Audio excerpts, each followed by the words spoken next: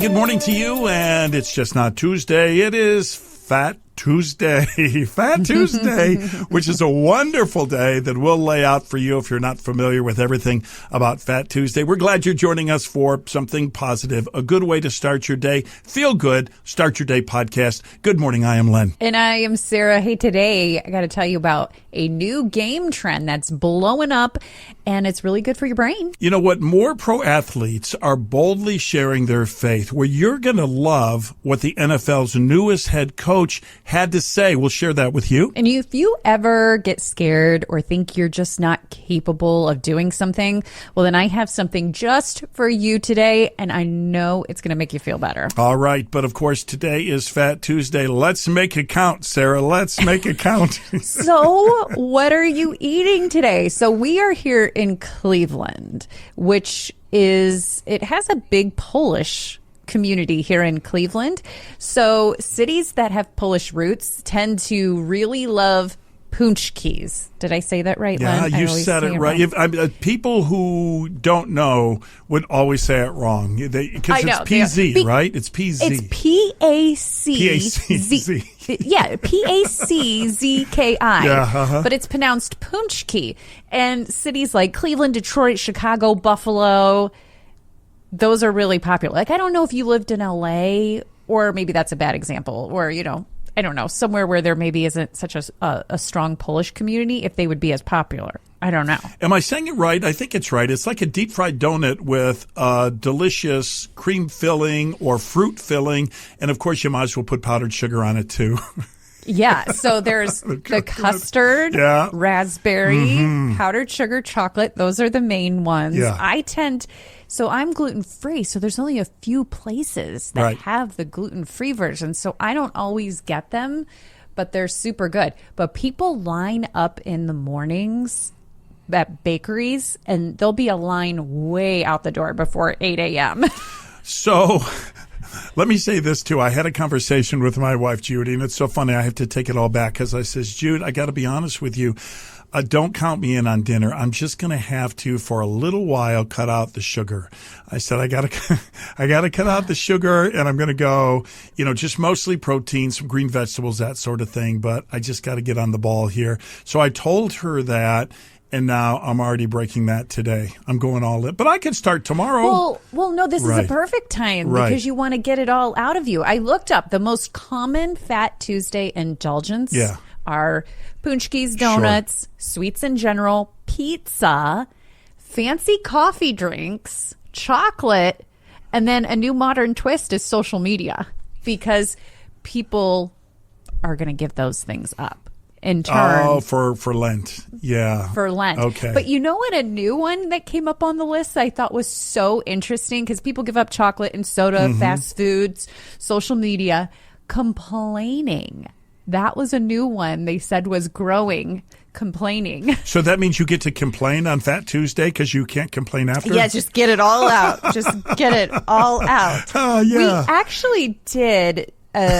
years ago, you and I and a big group of people did a Doing Lent Together with Karen Eman, where we gave up that complaining. Remember when we did it? Oh, yeah, sure did. And we read Karen Eman's book, and it was called Zip It. And it was so good. So that is a good one to give up. Yeah, but I'm going to have my chocolates and...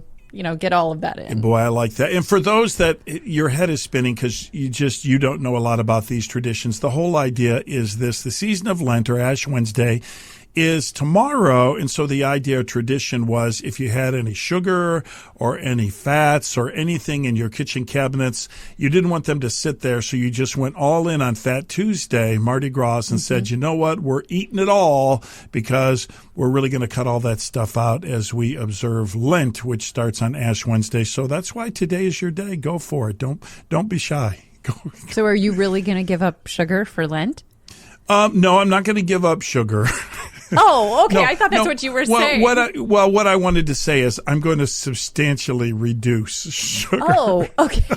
Substantially reduce. Yeah, like no more fruit juices, no more sodas. I'm going to cut out chips, no more candy bars. Someone brought me a bunch of Heath bars because on a social media post, I was at a store and I went aisle after aisle and couldn't find any Heath bars. Oh. So someone was at our door. I looked at my Ring camera and I thought, why are they holding a bag of Heath bars? Oh, that's hilarious. So just all that kind of stuff. I'm setting that aside. And I'll do it. I was going to do it anyhow, but now I can do that as a focus for Lent. So there you go.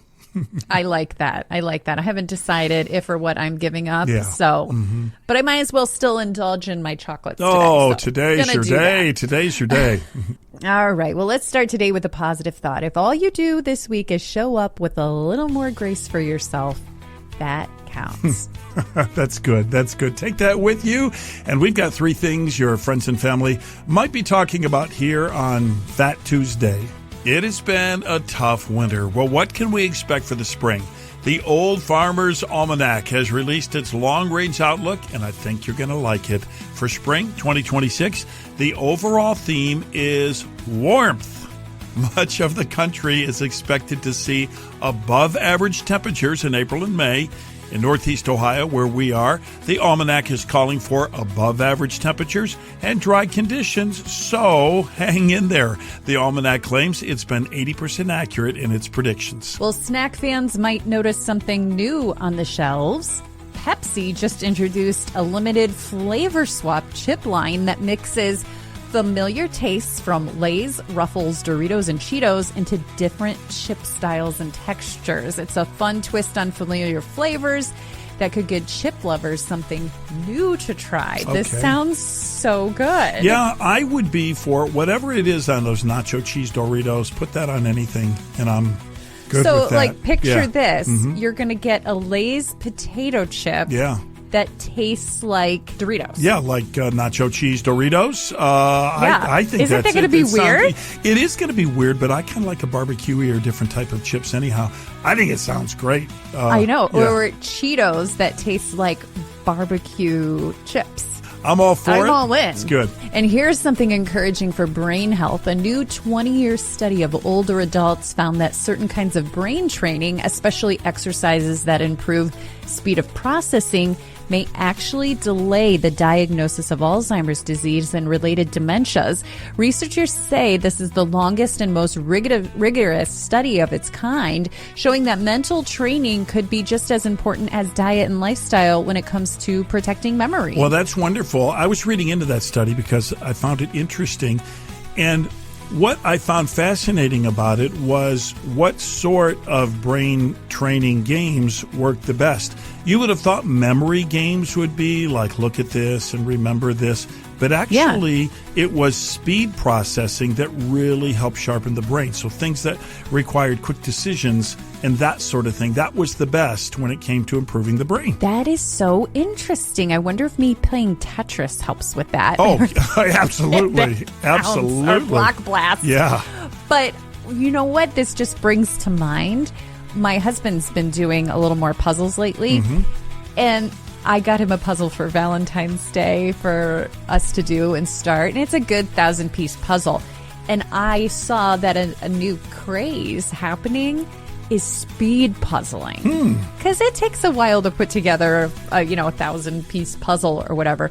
Well, these places get together. I saw there was a library in Northeast Ohio not that long ago that actually had a speed puzzling night, where you get together, and maybe it's only like a 500-piece puzzle, and you get together as a team, and you have to finish it, let's just say, in under an hour.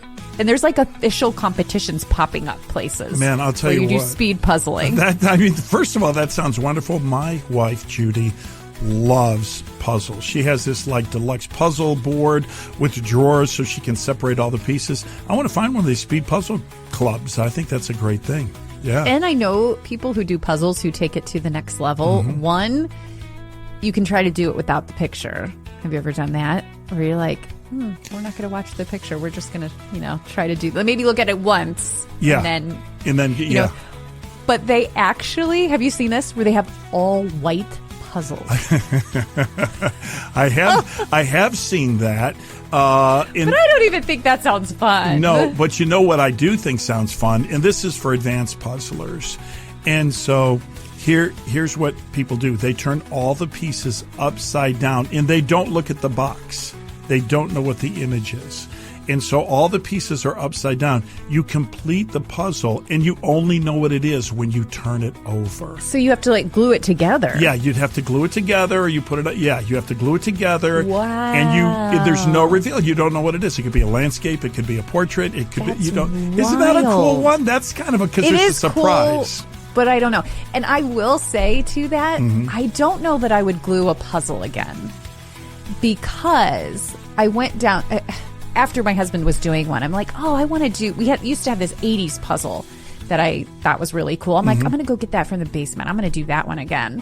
And I went down there and I found the box, brought the box up, and I opened it up and it was empty. I was like, where'd the puzzle go? Yeah. And Reagan was like, Mom, we glued that. We did that during COVID. We glued it. And I was like, oh. Yeah. And then we had this really other cool puzzle that we glued, and I never hung it up anywhere or did anything. If you would frame it, I should have just. Right. I should have just. They would have. To me, and this is just me. Yeah. I would have preferred now that I would have just kept them to do them over again. To do the puzzle again, right. No, I can see pros and cons to both of those. How much do you love doing puzzles? Like Judy's scale of 1 to 10, she's a 10. I would say I'm a 6. I go in phases. Okay. Like, there will be a time, like in COVID, I was so into puzzles. And right now I could do one. Once I get started, if I had a cool one that I really wanted to do, right. You know what I mean? How many times doing a puzzle did you say this and then you had to take it back secretly? You would say, oh, well, that piece is definitely missing. There's no question that piece is missing. Definitely a gazillion times. And then it shows up and it's like, no. Yes. Good. So speed puzzling, is that, if I were to search for that so I could find a local speed puzzle, just speed puzzles? Well, I don't know how many are local at this moment, but it's like gaining momentum. Just a smile will lighten everything. Start your day with a smile, positive with Lynn and Sarah. Hey, how's your situation when it comes to health care for you and your family right now? Hey, if you've got benefits through work, fantastic. But if you're paying too much, if you're self-employed and you don't have health coverage, I've got really good news for you. There is a Christian-based alternative to traditional insurance, and it's working for so many people, and it's affordable. Liberty Health Share is a partner of the Start Your Day Positive podcast. Oh, and they are helping relieve the pressure for so many people when it comes to the peace of mind of knowing you've got health care coverage, and also knowing that you're part of a community of believers that support and pray for one another. First of all, when it comes to health insurance, there's a lot of uncertainty right now, and many people find themselves just paying way too much or feeling completely left out. Well, Liberty Health Share offers a proven alternative to traditional health insurance through Christian healthcare sharing. You might be saying to yourself, that's exactly what I've been looking for. My work or my job, it doesn't have benefits or insurance. I'm self-employed, whatever the case might be. But you've been looking and you've been wondering, you're a person of faith. The healthcare sharing ministry is where people of faith come together and they share medical expenses. It's very affordable. There's plans for everyone, from singles to couples to people that want full coverage and support for their medical needs, to those that are just looking for some support in case something really, really big happens. Check out the website or call Liberty. They're really buttoned up. They can answer any questions you have. And I think you might say, you know what, that is exactly what I've been praying for. For more information, just go to libertyhealthshare.org. That's libertyhealthshare.org. Hey, a really cool story about a person who tries to put their faith first and isn't shy about talking about it. And now they have the job of their dreams. His name is Clint Kubiak. I know you haven't heard his name before because he served as the offensive coordinator for the Seattle Seahawks, who happened to win the Super Bowl just a week ago in a couple of days. At Christmas time, he gave a Bible to every member of the Seahawks and every coach. And at the time, he wanted to do it in secret, but the word got out.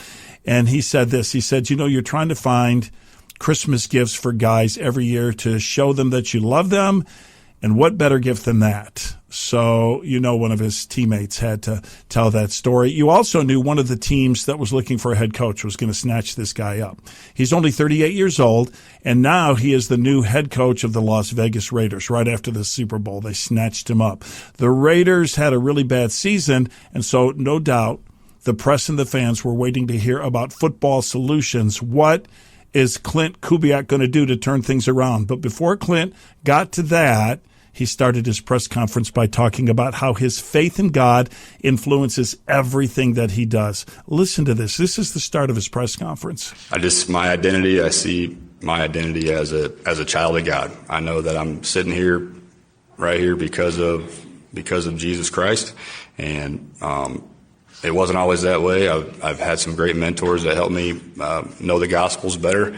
And I just, my goal is to live out the 10 Commandments and the Beatitudes and let those values show through in my coaching. And I fall short of that a lot, but I always go back to my, back to the building blocks, which is to me the Bible. You know what? That's what makes him tick. And I think that's what makes him such a good coach. I love all these stories coming out of the NFL. I also just read maybe there's something going on in Seattle because the general manager of the Seattle Seahawks for their Super Bowl parade, I read that he threw out those little mini Jesus dolls that said, "Are you serious? Jesus loves you." He threw those out at the parade. Oh, my goodness.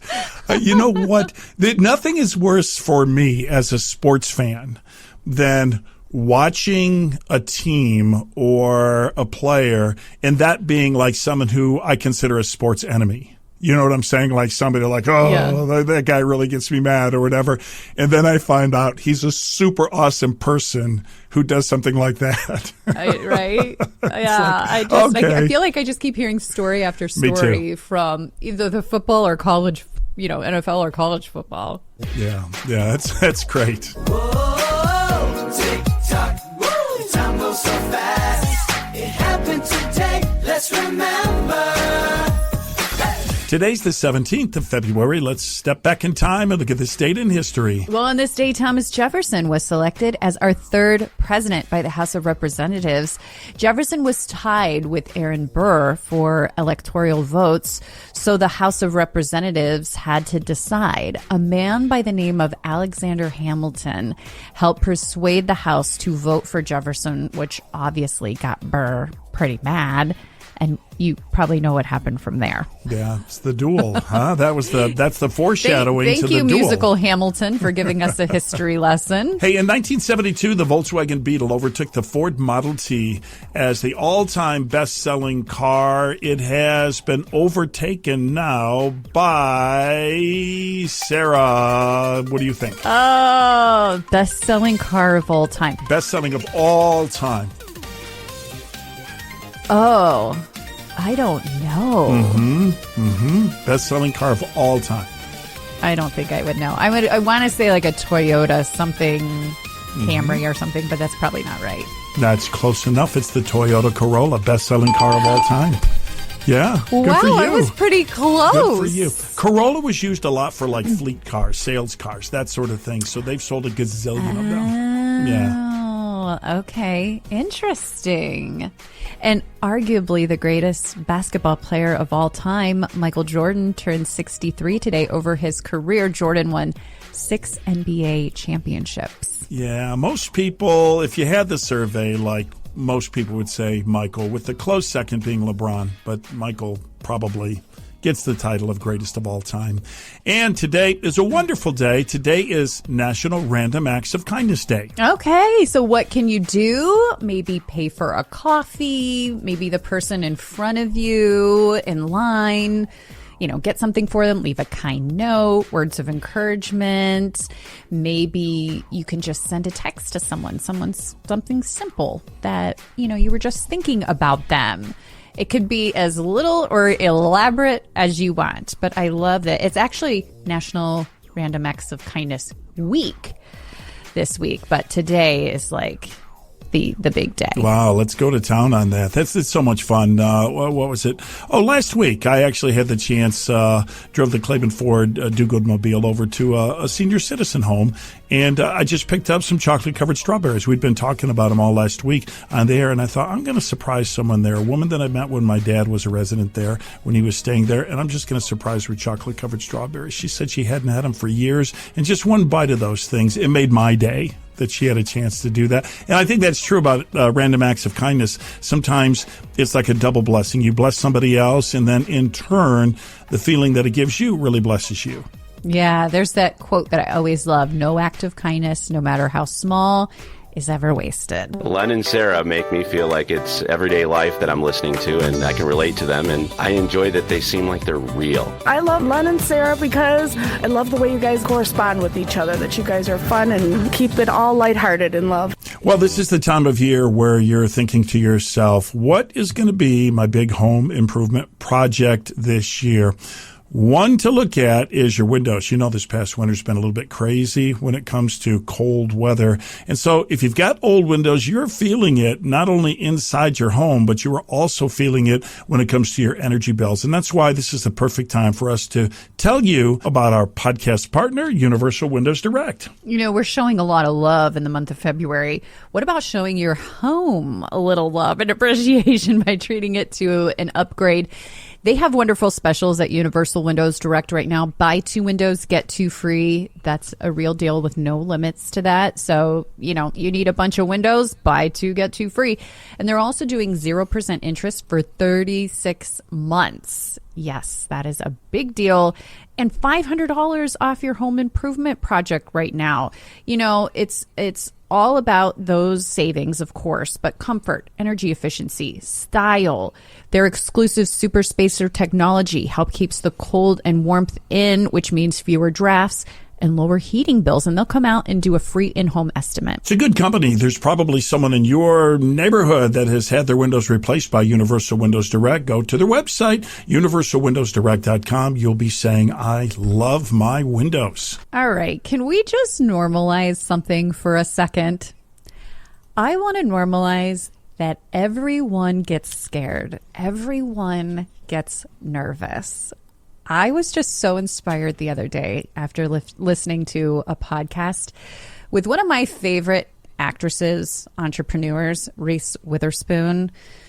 If you don't know who that is, Legally Blonde, Walk the Line. She's been in a ton of movies. And for whatever reason, I've just really always kind of latched onto her as an actress, but also as an entrepreneur. She's just been really groundbreaking in some of the businesses that she's created as well.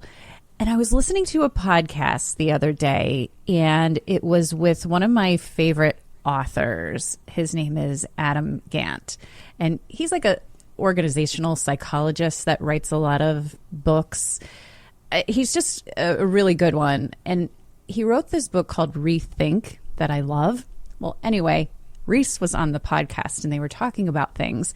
And specifically, they were talking about imposter syndrome, getting scared, getting nervous, and how she even gets nervous. And I don't know, maybe it's just me, but sometimes I seem to think people in these high, powerful positions or in these big roles or actresses that they don't get nervous. They've done this enough. They're just wildly successful, and they never get imposter syndrome. Oh my goodness. She sat there and told the story of how she definitely has imposter syndrome or gets it. Like full on. What is that? Because I don't know what that is.